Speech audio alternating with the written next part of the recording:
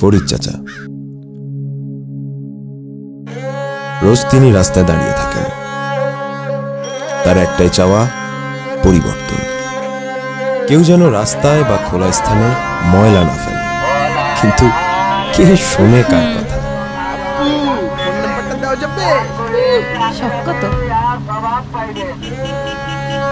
যে না আমার দেশ, তার আবার পরিবর্তন।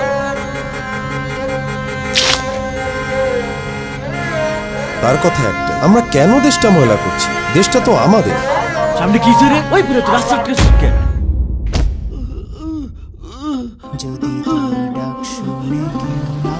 উঠো দাদু, আমি তোমার সাথে আছি।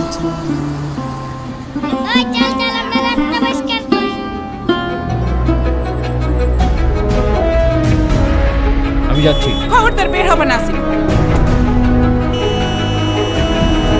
সামনে কি রে?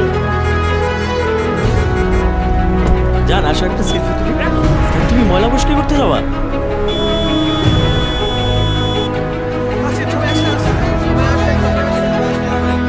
এভাবেই ফরিদ চাচারা একসময় হয়ে যান পরিবর্তনের নায়ক। এবার আপনার পালা।